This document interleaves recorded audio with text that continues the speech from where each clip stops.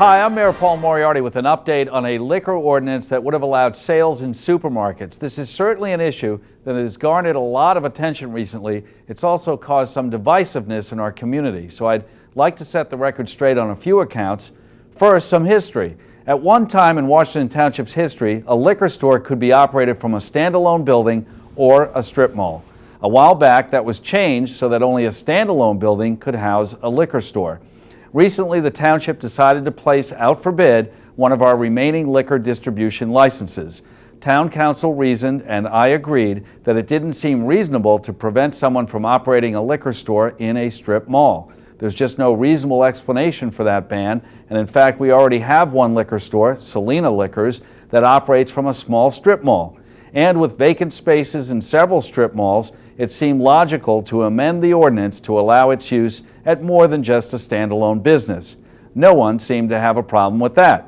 But then the question arose as to whether a large supermarket could use the license, as many supermarkets do all over the country and even in New Jersey. So council decided that if a grocery store had over 35,000 square feet of space, was willing to section off a separate area with a separate entrance and exit, and willing to have a separate checkout counter just for liquor, then it would be appropriate for the sale of liquor.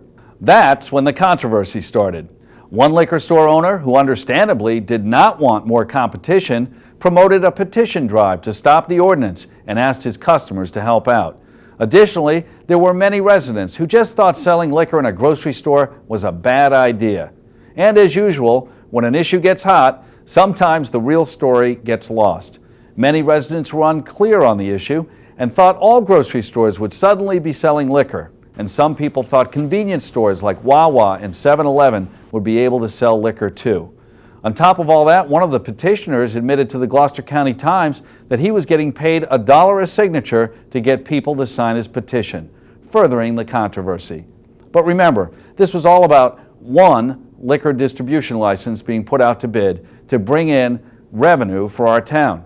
The ultimate purchaser would not have necessarily been a grocery store at all. It could have been someone who owned a standalone building or intended to use it in a strip mall. That's it.